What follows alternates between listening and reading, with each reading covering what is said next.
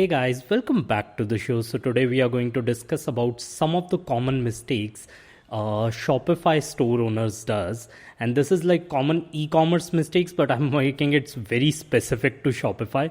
And before we get into the podcast, there are a few things that I really want to say to people who are struggling. So I am located in India, in Bangalore particularly. There are rumors it's gonna get locked down, and again it's just like last year when we started this podcast. It's been 1 year since we started this podcast. I mean, podcast is 2 year old, but we started with SEO content and made it the SEO Singh Show last year.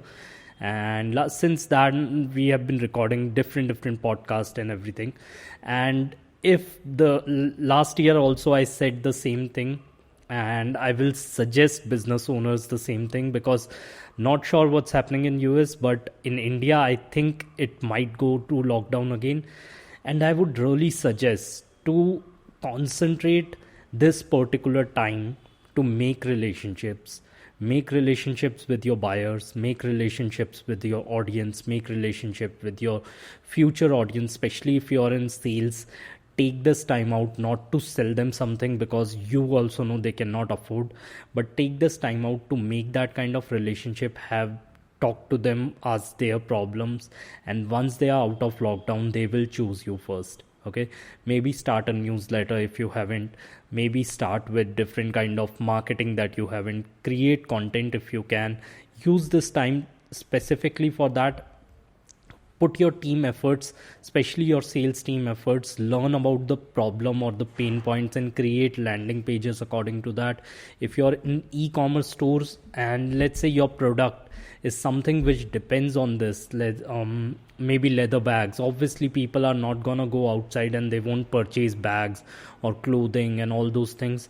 Use this time for something else, use this time to create that kind of relationship. All right, let's get into the podcast now. The thing is, those who are not listening to this podcast from very long, I'll just give a very brief background why I'm talking about Shopify. First thing, I used to work for Shopify. I was like in their sales team. That's how I got started. I was like making, while selling people different kind of stores, I was making stores, and I learned e-commerce during that, how to make Shopify stores, and it was very easy for me to create my own. So I created one which became a big hit within 3 months. During that time I also learned SEO and did my SEO courses, social media courses. Weekend I used to go to job on weekdays, and Saturday Sunday was off with Shopify, so I used to go and learn different kind of digital marketing courses and SEO courses to learn it, and then come home and practice it on my own Shopify store. And within 3 months it became big, because apparently SEO was way easy back in 2012 maybe. So yeah, and the e-commerce store became big last year only. I sold it in profit with 25% equity as well. That's my first Shopify store which I sold, and I sold it in like a good amount that I was expecting to get it from that. Now right now I have content marketing agency, plus with different kind of clients. Most of the clients, I don't know what kind of thing it is, but I never wanted this, but I have like 6 clients right now whose stores are on Shopify, and they are like 1 or 2 of them have large stores. Large stores means they are the industry leaders of, at least in India, for that particular product, and they are made on Shopify. And these are some of the common mistakes I'm seeing on the stores and seeing on Shopify. Like people are doing this e-commerce mistakes on regular basis, so I thought I'll just make a podcast regarding the same. And I bet a lot of people are starting drop shipping store or already running drop shipping stores. So these are some particular SEO mistakes. I'm not going into e-commerce mistake, but majorly about SEO mistakes, how it works. Okay, so first mistake which a lot of people do on Shopify store is download too many apps. It doesn't work like Apple apps or Play Store or anything like that. You don't want to download that many apps. The more apps you have on your store, the less speed of your store it will be. Like your store speed will keep decreasing over time if you have too many apps installed. That means too many codes installed on your store, and once your speed decreases, you get too many issues. So if you put your website on hrefs and you see too many problems or too many health score is declining over time, that's due to some apps that you're using. So consider changing those, especially when it comes to free apps. I have noticed that let's say even if it's a free form, okay, so form app is like you can put form under your blogs and all, that decreases the speed of whole blogs, and that comes in core web vital as well. So go for paid options, use Shopify made apps, use paid apps. Make sure your store speed is not getting decreased with the apps you are using, and don't use too many apps. If you need a custom feature, maybe hire an expert. Earlier when I was working with Shopify, experts were super expensive. Right now Shopify experts can do basic customizations in very cheap prices. So it's okay to hire an expert to get a feature that you want instead of downloading the app, which will make your store really slow. Second thing, this is not a Shopify thing, this is general e-commerce thing. What I'm seeing is keyword cannibalization. Now, keyword cannibalization happens when your one page of the store starts competing with another page of your store, and this is a very common thing with e-commerce store owners. So let's say they want to go ahead with the targeted keyword best leather boots. Instead of making just one page about best leather boot, they make a product page called best leather boots, and then they go ahead and make a blog page about best leather boots, and sometimes even category pages of brown best leather boots. Okay, you need to see that and make sure, like, you can go in Google search console on queries, you can check out the top queries, and if there are 3 pages which are showing on one keyword, then you have to consider and change it accordingly, and change the page you don't want to rank on that particular keyword. Majorly in meta titles, people use the similar kind of keywords or sometimes even same kind of keywords, and your one page of the store start competing with other page of the store, and both of them don't end up ranking. So concentrate on that. See your old blogs before you go for a keyword and creating a new blog on that particular keyword. Consider these things, because keyword cannibalization is one of the major things. Whenever I come across a new e-commerce store and start their consultation, first thing I tell them is that this is like too many keywords are competing with each other. Sometimes category pages and product pages are competing with each other. Concentrate on that.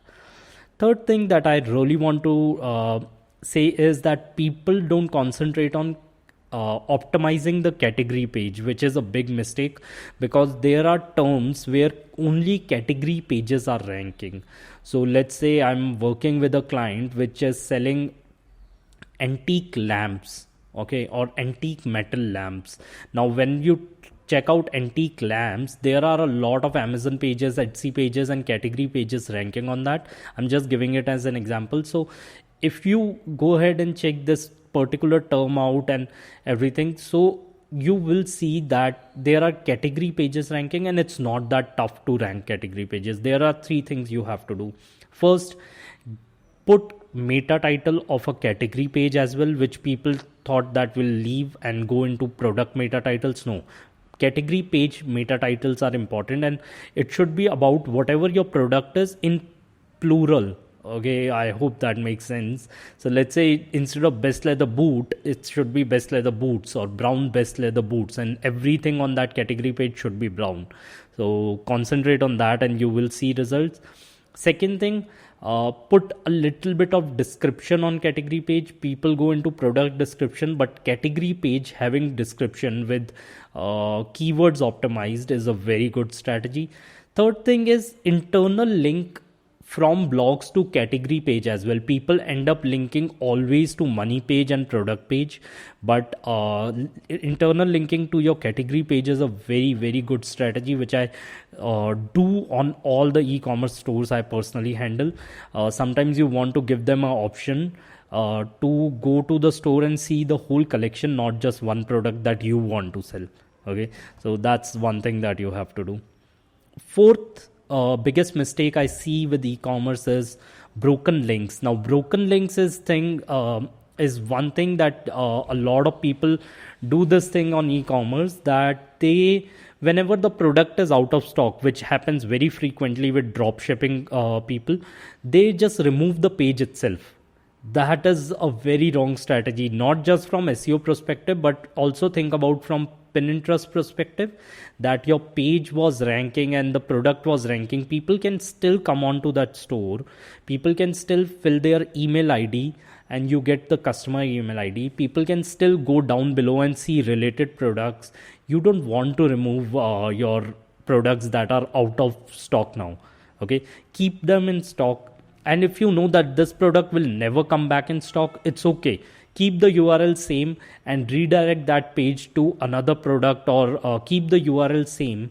And whenever there is a similar kind of product you launch, just launch it on that page, change the description, change the meta title, change the images, and you are good to go with that page. So don't delete the pages. That's one of the major thing I really want to tell people, because they end up making 404 errors, or too many errors on the store, which is a very bad user experience, and it can de-rank your store, or put your rankings down when it comes to broken links. Fifth thing that, okay, by the way guys, if you are watching the video version of it, you keep seeing me seeing over there again and again. That's because I'm reading it on the laptop. I always have my notes, and then these notes gets into different kind of Reddit share and all those things. So yeah, don't concentrate on that. But if you're listening to audio version, thank you so much guys. I can see the number increasing, and if you are not subscribed, please go ahead and subscribe. I will be dropping a lot of SEO tips during this April month. Okay, fifth thing I see is not having schema for your store. If you don't know about schema markup, just go and read about schema markup. There are a lot of Shopify apps. There are a lot of Shopify experts who can do schema for you. So always have schema markup done for your store. Especially with product reviews, I see people putting reviews on the store, but it's not showing on the Google. That's because of the schema markup not being done properly. And there are a lot of other breadcrumb features and other features of schema markup apps. So choose your schema markup app from Shopify App Store and get it done on your store. Sixth thing that I see a lot of people not doing is concentrating on images. Now, there is a lot going on image industry, and I have created a long time back a podcast about images. I'm gonna create one more podcast about optimizing the images and all. But if I tell you in short, use your images very carefully. Your images can drive you more traffic than search queries itself. You can still get more traffic from Google's images and Pinterest than Shopify itself, or Shopify, not Google itself. Okay, so you can get a lot of traffic from these kind of images. So optimize your images, and I'm going to create a separate podcast regarding optimizing the images. But you have to think about it like whenever you are searching on Google a query, you don't see repetitive images. You only see unique images, and that's why you need unique images and unique banners for your stores. That's one of the reason you see a lot of people using stock images, not ranking their store. That's one of the reasons. So make sure you get your own photo shoot done. Make sure you are using a proper alt tag. You are using a proper image name. That also matters a lot. So using the image name, using proper alt tags, and use alt tags to define an image. So let's say there is a image which is of a leather boot itself. Now you don't want to keep it as best leather boot. If it's a brown leather boot, then you go for brown leather boot. If it's a brown high ankle leather boot, then use your image for brown high ankle boot, and you will see more clicks coming from Google, because people specifically search for those kind of queries. So when you're in e-commerce, use your image alt tags very carefully. Don't use it for your keywords. Define the image and you will see more clicks coming. Hope that makes sense. Second last one is not uploading enough blogs, that I have talked about, I think, in multiple podcasts. You need to create blogs. You cannot depend on category pages and optimized product pages. You need to create content around your products, around your images, what kind of material that is there, what kind of collection do you have. You have to produce content, your stories, like how these products are made, everything that you can think of that people are searching about. Informational, transactional, internal link blogs with each other, but create a lot of blogs. SEO is more about blogging.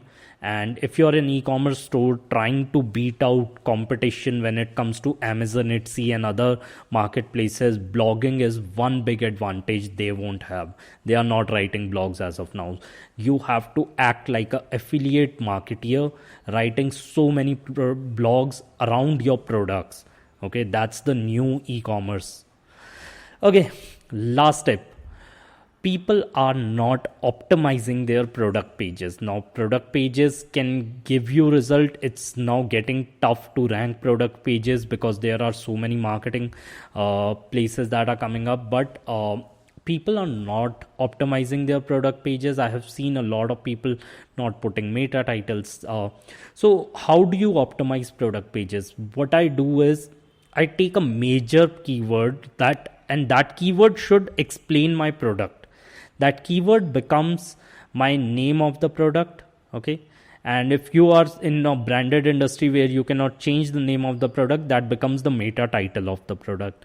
Other than that, around those keywords, there should be a cluster of related keywords which goes into my product description, meta description, alt tags of the images, and other places I can put. Maybe if I'm able to get very specific reviews, then maybe in reviews as well, but that gets distributed. So one major keyword and then the cluster of those keywords or related keywords around the product page, and that's how you optimize your product page. And I have seen a lot of people not optimizing it. They just write the feature of the product and get done with it. But on the same hand, it's not about just writing a product description by a content writer. You have to get a copywriter or do your own copyright and be very careful. So there is like a product that you want to sell. You want to tell a story. You don't want to sell a benefit of the products. I mean, you want to talk about benefits and value of the product, but you don't want to go ahead and just write a description. Yes, this have middle compartment where the product goes inside, this, that. No. Let's start with imagine when you're carrying this will do this. So tell a story, tell the product value, sell the product benefits, that after taking this product, this will happen. So one of the leather boots example I give you, if it's a durable product, you have to talk like your kids will fight over it. Exaggerate the feature, exaggerate the benefit, that this will last for so long that once you are dead, your kids will be fighting about it, who will get these boots and something like that. So take customer on a journey when they are reading the product description, because benefits are already mentioned. Most of the content writers just go ahead and write product features into a description, making it a description. I have seen that a lot on my websites as well. So don't do that, maybe. Yeah. So these are some of the biggest tips I had for Shopify SEO and people who own Shopify store or generally e-commerce store. And I hope this podcast is helping you guys a lot. Get connected with me on social media. Every day I'm dropping different kind of tips over there. And if you're listening to this podcast or YouTube channel or anywhere else, just go ahead and subscribe to it. I will be dropping a lot of tips. Share it with your friends who are in the similar industry. Get connected with me. Tell me you're listening to this podcast and tell me this is the kind of questions or queries you get on regular basis, and I will find a solution to it. I hope this helps, and I will see you guys soon. Bye.